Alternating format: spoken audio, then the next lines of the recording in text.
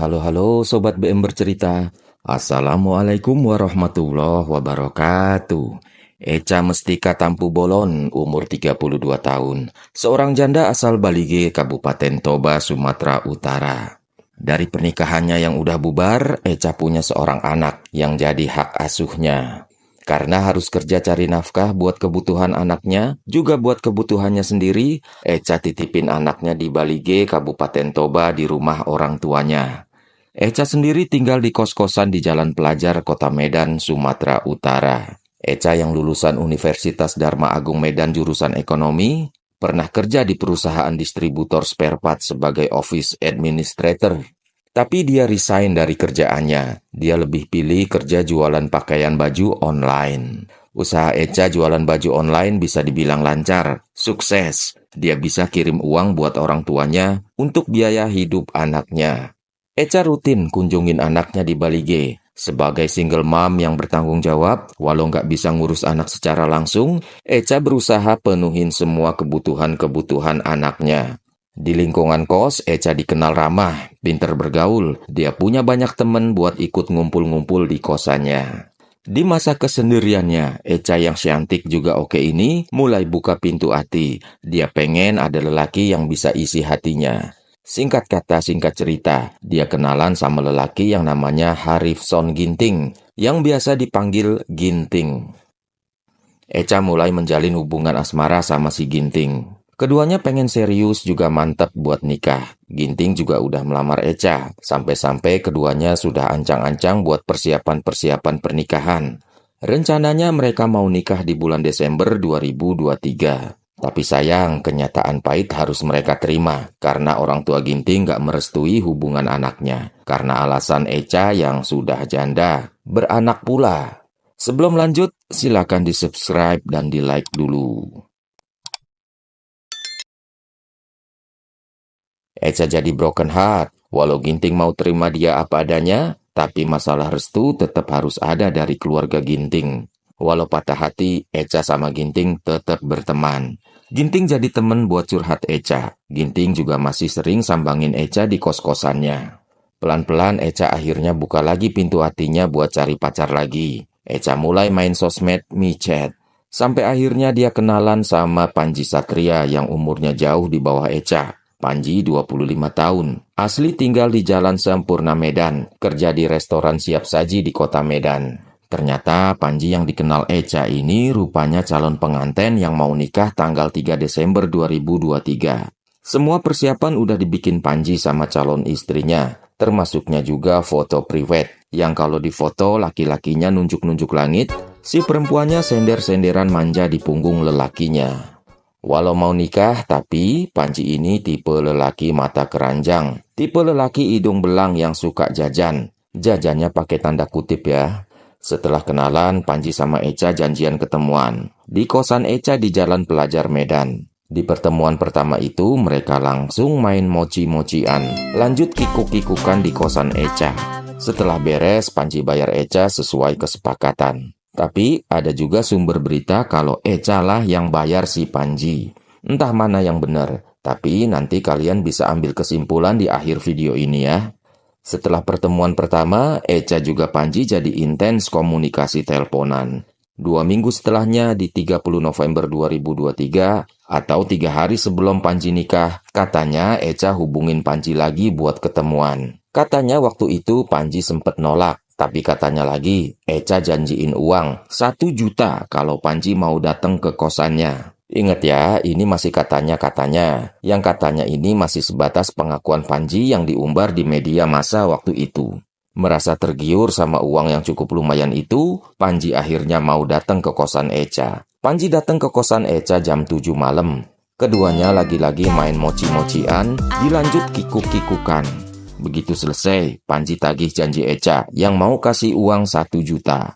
Tapi katanya Eca nggak mau ngasih uang itu. Yang bikin Panji kaget, katanya Eca minta Panji supaya batalin pernikahannya 2 hari lagi nanti di tanggal 3 Desember. Bukan cuma itu, katanya Eca juga minta dinikahin. Panji jadi emosi. Sudah nggak dikasih duit, pernikahannya pun disuruh batal. Panji langsung piting Eca. Dia cekek Eca. Eca coba teriak minta tolong. yang suaranya sempat kedengar tetangga kos yang namanya Eliani. Tahu ada orang yang datang, Panji makin kuat cekek Eca, sampai Eca pingsan. Habis itu Panji kabur. Dia bawa kalung Eca, juga uangnya 300.000 yang diambil dari lemari.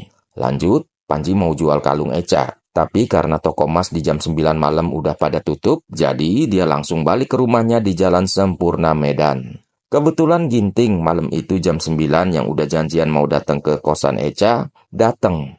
Ginting syok ngelihat kondisi Eca. Waktu ditemuin, Eca masih bernapas, tapi udah nggak sadarkan diri. Kondisi Eca lagi nggak berpakaian. Bagian pinggang ke bawah cuma ditutupin kain, sementara bagian atasnya nggak pakai apa-apa. Ginting langsung teriak-teriak minta tolong. Eca langsung dibawa ke rumah sakit Madani, disandarkan di mobil. Masih bisa bernapas, tapi akhirnya setiba di rumah sakit, dia menghembuskan nafas terakhir. Eca meninggal dunia.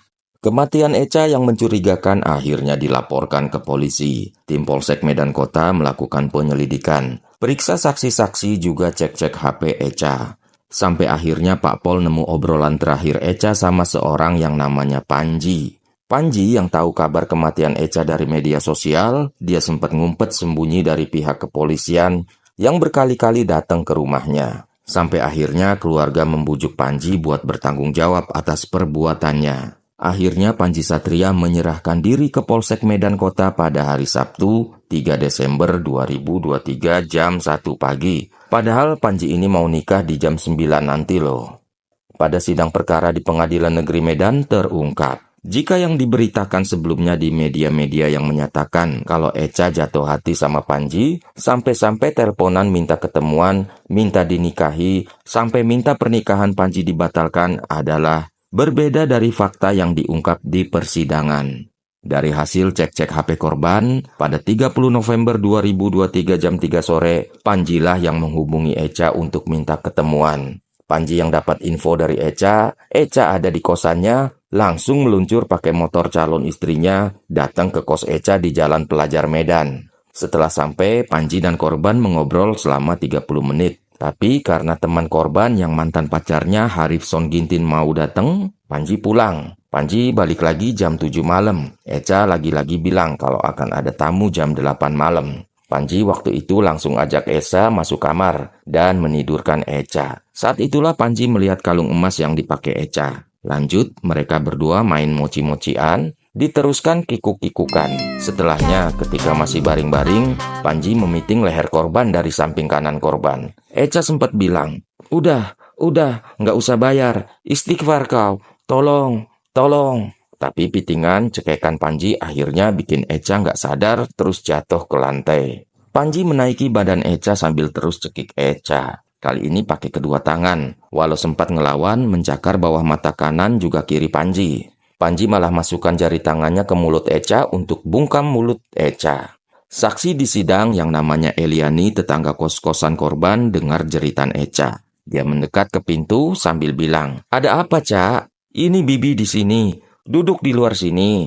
Janganlah ribut-ribut. Cerita sama Bibi kalau ada masalah." Dengar ada suara di luar, Panji makin kuat tutup mulut korban sampai korban benar-benar nggak sadarkan diri. Lalu pelaku ambil kalung korban dan uangnya. Saksi lain di persidangan, Nurul, memberitahukan hal ribut dari sebelah kamarnya ke Fadlan, sesama tetangga kos. Tapi karena berpikir itu masalah pribadi, masalah orang berpacaran, mereka berdua lanjut kegiatan masing-masing. Sampai waktu Harifson Ginting, mantan pacarnya Eca, datang ke kamarnya Fadlan sambil teriak-teriak minta tolong, Fadlan kaget, langsung kasih tahu ibu kos. Eca sempat dibawa ke rumah sakit, tapi akhirnya dia meninggal dunia. Hakim tanya juga, apakah saksi tahu kegiatan sehari-hari korban? Kurang tahu yang mulia, cuma beberapa kali lihat kalau ada orang bergantian masuk, jawab Fadlan. Akhirnya pada Selasa 28 Mei 2024, Panji yang waktu itu calon pengantin dijatuhi hukuman 13 tahun penjara. Lebih ringan 2 tahun di tuntutan sidang sebelumnya. Karena hal-hal yang meringankan di sidang, seperti pelaku sopan selama sidang, juga belum pernah dihukum. Pak Hakim, apakah kau pikirkan anak semata wayang Eca yang harus kehilangan mamanya selamanya? Apakah kalian pikirkan siapa yang cari makan anak Eca yang sekarang tinggal sama nenek kakeknya yang sudah tua? Cuma karena sopan, cuma karena belum pernah dipenjara, hukuman Panji malah dikasih ringan. Sudahlah. Balik lagi ke waktu kejadian, si Panji serahkan diri ke polisi. Selesai keluarganya antar pelaku ke polisi, keluarga mendatangi kediaman pihak calon istri Panji. Mereka cerita semua peristiwa yang terjadi antara Panji dan korban Echa. Pihak keluarga calon istri Panji sempat syok dengar cerita itu. Tapi, si calon istri Panji memaafkan lelaki itu, dan pernikahan mereka tetap terjadi sesuai rencana, di mana akad nikah berlangsung di ruang penyidik Satreskrim Polrestabes Medan pada hari Minggu 3 Desember 2023 pagi. Pernikahan berlangsung setelah adanya permohonan dari keluarga tersangka Panji dan calon istrinya yang dihadiri saksi dari masing-masing mempelai. Polisi bikin penjagaan yang ketat selama proses akad nikah, supaya Panji nggak kabur. Selesai akad nikah, istri Panji langsung pulang ke rumahnya, dan Panji tetap di penjara buat menjalani proses hukuman yang harus dia terima atas penghilangan nyawa Echa. So, pengantin perempuan. Pengantin itu kita sebut aja namanya Hesti. Ada lagu buat kau, Hesti. Oh, Hesti, kenapa kau mau sama dia? Dia yang jadi terpidana. Habisi rampok si Echa. Terima kasih sudah nyimak video ini. Mau nikah jangan banyak tingkah. Wassalamualaikum warahmatullahi wabarakatuh. Have a nice day and bye-bye.